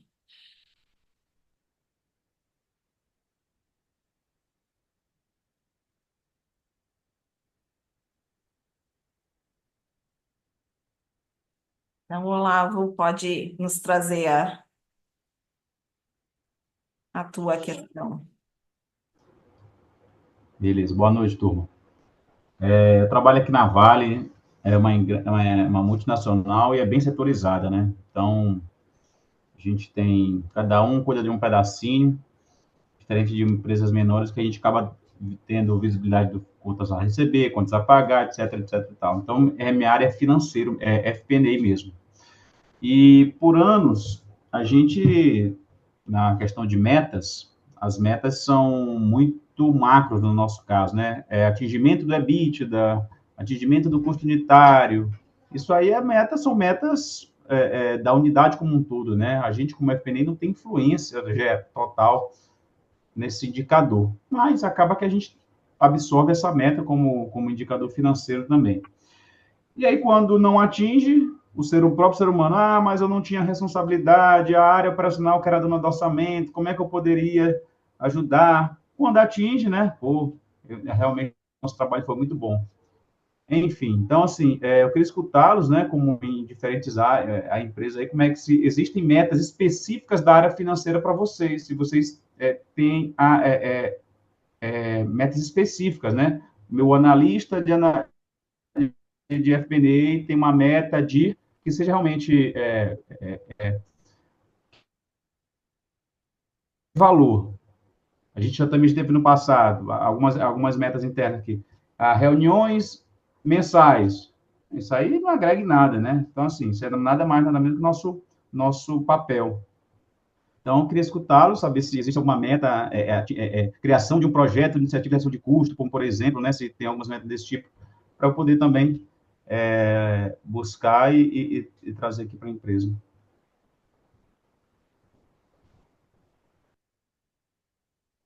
Ali, Joel. Olá, aqui a gente está passando justamente por esse processo também da criação de OKRs para a área de finance. Algumas áreas a gente viu que é muito mais fácil criar, como, por exemplo, Texas, quanto de Texas que a gente vai buscar de economias, mas confesso que aqui para a nossa área de FP&A foi bem mais difícil. O que que a gente acabou fazendo aqui, principalmente para a minha equipe, né? Eu defini como algumas metas.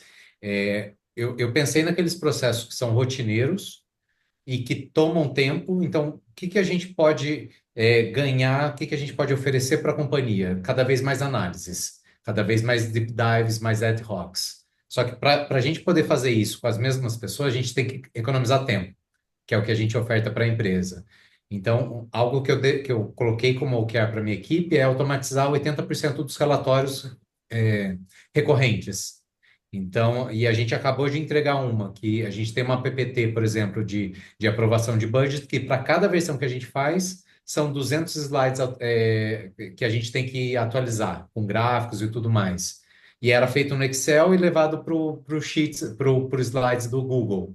A gente reconstruiu todos os gráficos em Sheets e para cada versão, a gente ganhou 4 horas do dia só de copiar, colar gráfico. Então, uma OKR que eu trouxe é o que que a gente pode automatizar. E é isso que eu estou sempre forçando para a minha equipe. Gente, o que mais que a gente pode fazer para liberar tempo para análise e não para o operacional? Que é o que a gente pode, no final do dia, ofertar como FP&A, né? Sim, com certeza. Muito obrigado.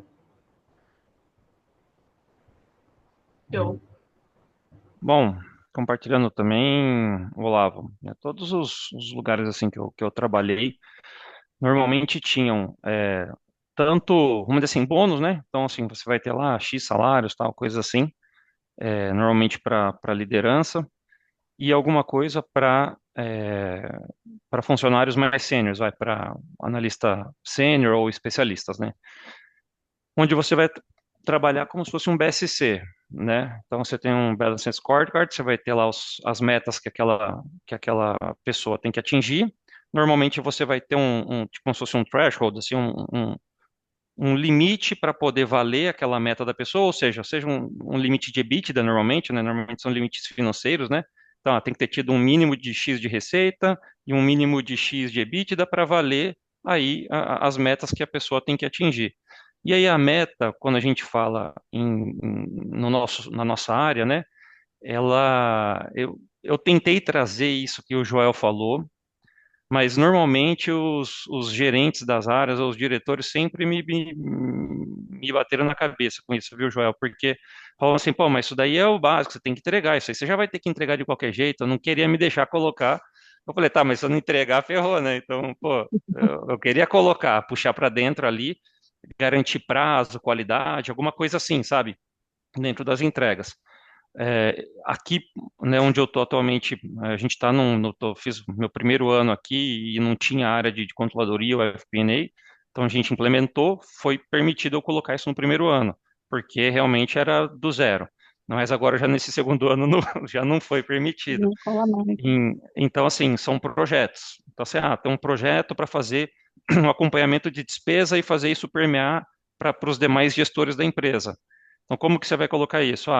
O primeiro passo, se eu conseguir gerar um BI para acompanhamento de cada um, beleza. Aí, segundo passo, conseguir fazer as reuniões. Terceiro passo, garantir a análise dos desvios. Sabe, eu fui colocando assim passos e vamos dizer assim, são 5 passos, 20% cada um, até eu atingir de 0 a 100, vamos dizer assim. E aí você vai colocando pesos em cada uma dessas, vamos dizer assim, realizações. Então, foram algumas que eram referentes a automatizações, como o Joel colocou, outras referentes que nem agora eu assumi também a contabilidade aqui na empresa. Então, eu vou ter que colocar lá, vou ter que mudar minhas metas, eu vou ter que colocar para vir um parecer limpo, né? Então, tem que garantir que venha esse parecer limpo e fazendo as entregas tempestivamente aí das solicitações da auditoria. Então, esse tipo de coisa, a não ser que você tenha, vamos supor, se você é bem financeiro, né, Ela, se você é bem financeiro, você consegue pensar, vou mudar o duration do meu endividamento, ou vou reduzir o custo da dívida, alguma coisa assim, que aí é bem financeiro, que é mais fácil de você mensurar, o resto tudo acaba sendo muito, para mim, né, em visão de projeto. Você conseguir atingir cada passo de um projeto e entregar alguma coisa ali ao final. Ô, Diogo, Muito só, bom, Diogo. só Aí, uma turma, dúvida. contextualizando. Olavo, desculpa. Cortou aqui, desculpa. Não, pode Eu falar, só, Mônica, pode falar. eu só ia perguntar para o Diogo se essas metas de projeto, eu não entendi direito, se estão atreladas a bônus ou não. Sim, estão. A bônus, tá.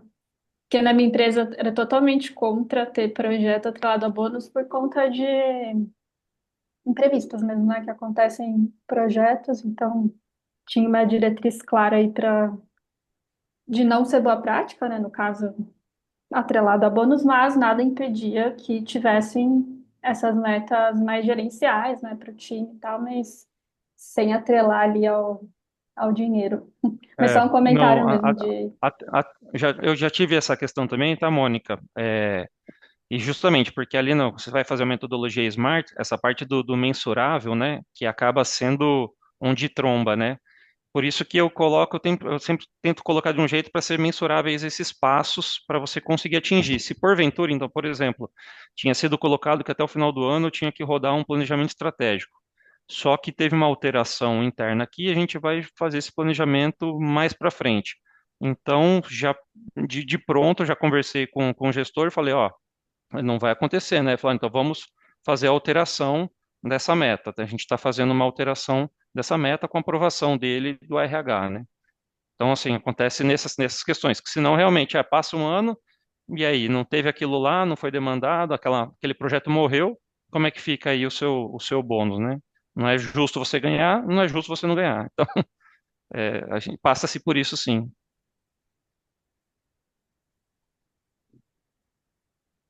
É muito bom. Aí, turma, contextualizando também, aí ver se eu estou pesando a mão também, né? Eu já tenho há bastante tempo aqui na área e também já tenho a área e a Vale também já está bem consolidada no mapeamento de processo. Eu passei por isso, todo esse processo de criação de equipe, estruturação de relatórios, a gente está bem automatizado, utiliza BIs, apesar de a gente ter uma pessoa que é bom de BI, né, e os outros analistas ficam muito refém delas, é um ponto que eu acho que eu tenho que ajustar isso, mas um ponto que eu queria fazer, mas eu não vejo ninguém dos meus pares fazendo, colocar alguma iniciativa de redução de custo para cada analista. Por um lado, eu fico pensando, pode pesar, porque a gente sabe que a rotina nossa é pesada, né? Fechamento, análise é pesado, mas por outro, também é sair um pouco da caixa, buscar conhecer mais a operação, o processo, né? E tentar ajudar, gerar insights, né? Imagina um analista nosso de FP&A fora da operação e dizer assim, olha, eu consegui um save, ou então um custo evitado de X milhões, X mil, que seja. Isso é a cereja do bolo da nossa área, né? Além de reporte, análise, a gente ainda vai estar gerando também, agregando valor, nos pagando, né? Mostrando uma iniciativa de redução de custo. Então, eu já pensei nisso. Claro que existem processos que a gente não vai conseguir atuar, porque da operação, mas, sei lá, uma análise de contrato, um relatório algumas coisas administrativas que a gente pode, estou vendo que está gastando mais, por que a gente não consegue também trabalhar, fazer um trabalho de redução de custo? Ou seja, iniciativas vindo da nossa própria área de FP&A. Então, já pensei nisso, mas, enfim, fico com medo de pesar a mão e depois a gente colocar essas metas, o pessoal não atingir e depois aí ficar desmotivado em vez de motivado, né? São pontos que eu penso sobre isso. O que tu pode fazer nesse quesito, Lavo, seria um pocket de novo, né? Sempre começa pequenininho, experimenta e vê se funciona.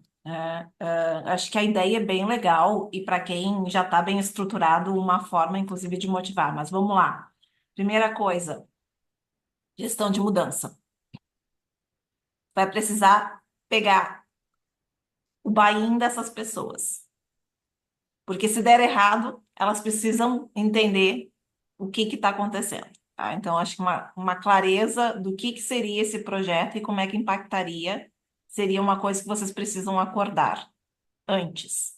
Por isso que eu digo, começa pequeno ou talvez faça um experimento antes de colocar como uma meta efetivamente. Eu não sei se é isso que tu está querendo dizer, mas eu faria num quesito time, não indivíduo. Como é que o time conseguiria fazer um projeto que gerasse R$ 1.000 de saves? Não interessa, porque é a prática do pensar, da proatividade que tu está promovendo. Então, o primeiro ano poderia simplesmente ser criar 5 ideias acionáveis de projetos para o próximo ano. Sei lá. Pode ser um passo antes do projeto em si. Mas tu fomentar isso nas pessoas, elas irem buscar essa iniciativa.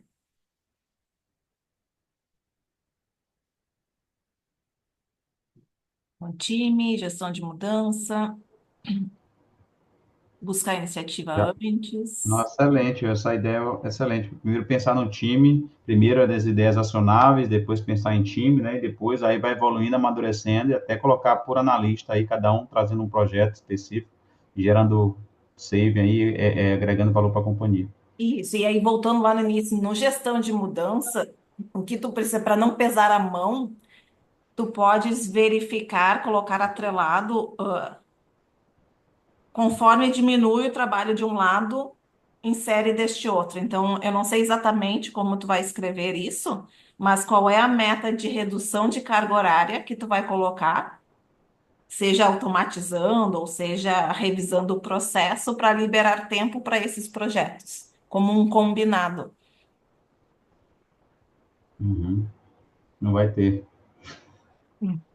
Sempre tem. É uma a mais, né? Esse que é o meu pensamento. Vou pesar a mão demais, Porque ela vai ter que seguir a rotina e vai ter que ter A mais rotina sempre tem como melhorar.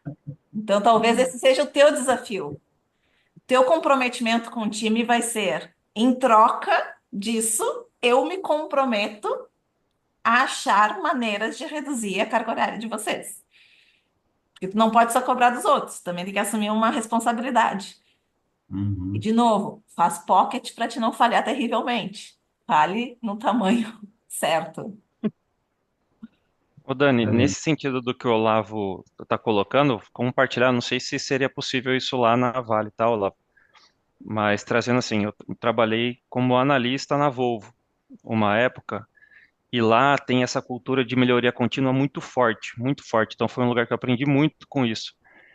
E você tem lá, assim, todo o ciclo a cada 6 meses, roda-se um ciclo de criar times multifuncionais, onde você tem pessoas diversas, não importa que sua hierarquia puxando, e era muito comum, então tem da controladoria, tinha um em cada problema, né?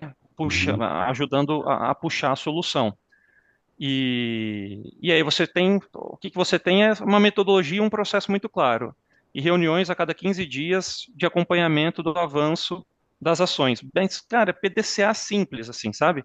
PDCA simples, um A3, problema, macro, micro, ações, tal, tal, tal, tal, tal.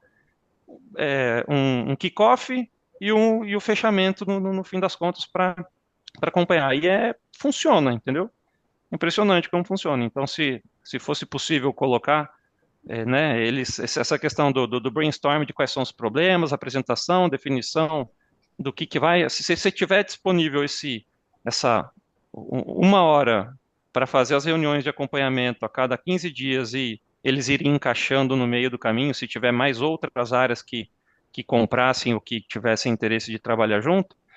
Muitas vezes você tem assim, tem aquele cara que nem estavam falando de contrato, né? Às vezes tem o cara lá da área de contrato que, se você cutucar ele ali e falar assim, ó, o que que você acha que tem aqui? Tem alguma coisa? Ih, mas tem uma cláusula aqui que eu não concordo nem a pau, já tentei falar, não deu. E quando você vê, você acha alguns milhões ali de economia, entendeu? É.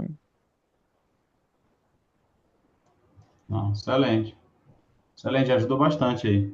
Vou ter que conectar também com a turma de excelência operacional, que é de melhoria contínua aí. É fundamental a FP&D, melhoria, excelência profissional, buscando sempre a melhoria e a gente conectando, né? A ideia também colocando a parte financeira. Muito bom, turma. Muito obrigado aí. Muito bom. No quesito rotinas, inclusive foi meu trabalho de conclusão da minha pós, que eu fiz em 2011, nossa, faz tempo. Eu apliquei um Lean Office. Então, e depois que eu fiz isso dentro do time, eu sempre faço, ou fazia, principalmente com essa minha última equipe, que era muito parecida com essa gestão que nem o Diogo está sugerindo ali, né, de melhoria contínua, era inclusive um dos nossos drivers como time. O meu time, eles eram medidos por melhorias que eles aplicavam. Todas as melhorias valiam, né? Mas a gente fazia a cada 6 meses um Lean Office, que era literalmente fazer com que cada pessoa olhasse para onde o tempo dela estava indo e tentar entender como reduzir. Sempre tem waste. Sempre tem.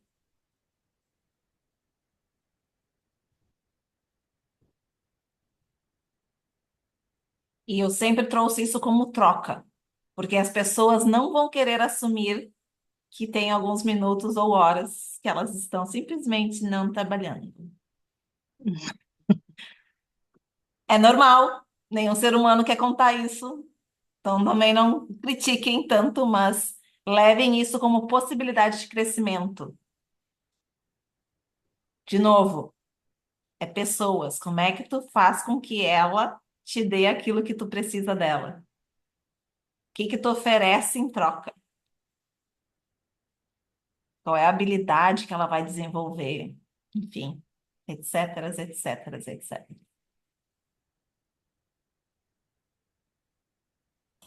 Ficou alguma pergunta para trás? Ficou uma, se ainda der tempo.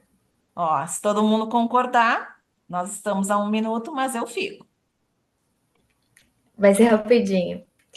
É a primeira vez que eu vou fazer o planejamento na empresa, não tenho esse hábito, eu que estou levando isso para a empresa. E eu queria saber a opinião de vocês, se eu já incluo todas as áreas para já fazer esse primeiro já colaborativo, ou se seria melhor fazer esse primeiro, construir ele sozinho, ali só com o CFO, com o meu CEO mesmo, e nos próximos ir trazendo mais essa colaboração das outras pessoas. Eu Eu diria não que vou uma me aguentar, análise vou acabar custo-benefício. falando de novo, viu, Dani? Se É, deixar, porque para passei exatamente por isso agora, tá? fale então. Assim, vou falar minha sugestão rápida. Se for possível trazer as outras áreas, traga as outras áreas, tá? Por uma questão de responsabilidade, né? Muitas vezes a gente não tem a condição de assumir essa responsabilidade e também é importante que as áreas assumam sua responsabilidade depois para acompanhamento do orçamento. Senão ele só vai falar, não fui eu que fiz, vocês inventaram esse negócio. Então, se for possível, para um tempinho, faz os templatezinhos, distribui para todo mundo, pega de volta. É um tempo que eu acho que vale a pena, sinceramente. E mesmo que tu não queira gastar esse tempo fazendo os templates, nem que seja meia horinha conversando com cada um, buscando inputs para o teu plano, já vai dar a sensação de que vocês estão fazendo juntos.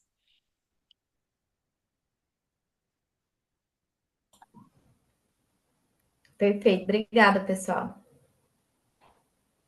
Como a gente está em sala pequena e eu notei que o Guilherme e o Gabriel não falaram nem um pouquinho, a gente nem ouviu a voz deles. Claro que eu vou chamar eles para dizer se tá tudo bem aí, vocês concordam. Concordo. Tô um pouco dor de cabeça hoje, tô mais quieto aqui. Estou encerrando a primeira fase do orçamento, olha só, olha só. E assim, o orçamento colaborativo, ele nos traz surpresas, e às vezes essas surpresas não são tão agradáveis. Então, estou com um baita desafio aqui para desatar um nó.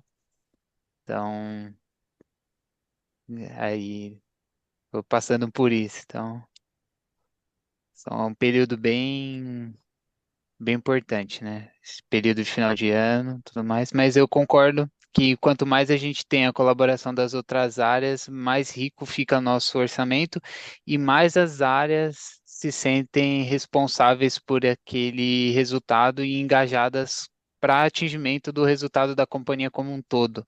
Então, isso é um pouquinho da minha contribuição e um pouquinho da cultura aqui da empresa também. É. Te- eu só me lembro, tem um ponto, um assunto aqui sobre orçamento também, né? A gente estava acostumado a fazer aqui na empresa o orçamento que um base zero, assim, olhar as necessidades das áreas, né? Cada área, daí depois juntava tudo, e depois, né, apresentava para o CEO, daí não dava certo, aí voltava tudo, aí, né? Então, como a gente tem áreas muito diferentes, né? Unidade de negócio com rentabilidades muito boas, volumes, né? Diferentes de outras que estão com mais dificuldade de se alavancarem, de crescer. Então, a gente está fazendo esse ano um pouco diferente. Então, as unidades com mais dificuldade está sendo meio que um top-down, né?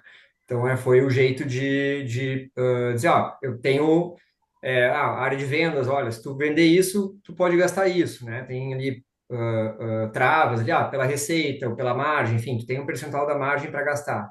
Então, a gente começou a enquadrar isso, né? A montar esse framework, vamos dizer assim, e tá tendo essas discussões estão rolando agora. Então, a gente tem algumas unidades né, que ainda não estão ainda gerando ali o EBITDA que os acionistas querem. Então, a gente montou ali ferramentas para ter essas discussões de alto nível entre donos de unidade, diretores de região, enfim. Então, a gente está nessa etapa um pouco diferente do que a gente fazia em anos anteriores. Então, está sendo bem desafiador e legal, assim, porque assim, meio que está definindo números, né, ou premissas antes de partir para uma coisa um pouco mais detalhada. Então, a gente vai ter menos trabalho também. Então, talvez o detalhe, né, de orçar por conta, esse tipo de coisa, não vai acontecer esse ano, né, porque também tem uma vida útil muito pequena o orçamento, né? Então, ele acaba tendo que ser revisado logo, né? Então, a gente tá mudando um pouco e está sendo bem interessante, assim, o pessoal está recebendo bem. É legal entender o negócio e aplicar aonde for necessário a técnica que for. É, não tem Exatamente. não precisa ser uma coisa para tudo, principalmente quando as empresas são menores. E, Gabriel, uma das coisas que eu aprendi muito no orçamento colaborativo e o bottoms up, não guarda para ti o desafio. Acho que o maior ganho que tu vai ter, e aqui vale para todo mundo, quando a gente recebe tudo de todo mundo e a gente vê o desafio do tamanho que é, muitas vezes a gente tenta resolver sozinho. De novo, não tentem resolver sozinhos. Coloquem para o negócio como problema de negócio. Não é problema de vocês. Nós temos um problema, não é que eu tenho um problema. Dani, se eu puder complementar, pela cultura que estou inserido, eu nem tenho o poder de resolver esse problema. É estranho falar isso, mas eu, como FP&A, eu não tenho poder para resolver esse, esse problema. Ele é muito corporativo. Se as áreas não estiverem junto, ele não vai ser E é resolvido. assim em 75% das empresas, eu estou sendo bem conservadora. A gente acha que tem poder de alguma coisa, porque a gente diz que a gente é influente, mas no fim das contas, não. Não somos nós que tomamos as decisões. Só que a gente muitas vezes abraça o peso achando que é de nossa responsabilidade. De novo, voltando ao que o Olavo falou, se não te derem a chave do cofre para te poder fazer os savings e colocar isso como meta, não abrace como seu. Porque se tu não tem como fazer o corte necessário, tu não é dono do bottom line. Isso foi uma discussão muito clara que eu tive com a minha CFO, quando ela quis colocar como meta da FP&A como um contribuinte primário do resultado de EBITDA da empresa. E eu falei para ela, então tá, qual é o facão que tu vai me dar? Todo mundo tem como gastar, eu não tenho um facão para me defender. Não é justo. Eu tenho essa meta, Dani. Eu tenho a meta de EBITDA Todos da nós empresa. temos essa meta aí. Então, se tu vai me dar a meta, me dê o facão. É, Senão, como é que eu poder vou cortar cortar. a árvore se eu não tenho uma ferramenta? Espera que eu vou ficar roendo com meus dentes? Não. Então, Cadê o seu poder de influência, Dani? Não era essa a É. palavra? sabedoria, saber que a nossa influência vai até um limite. Gente, obrigada. A gente ainda não tirou uma foto, mas se vocês quiserem, a gente tira. Se vocês tiverem 2 segundos para um sorriso, eu agradeço. Deixa eu só diminuir a telinha aqui. Foi muito construtiva a nossa discussão hoje, muitos insights. Peço para vocês, só vou fechar aqui a gravação.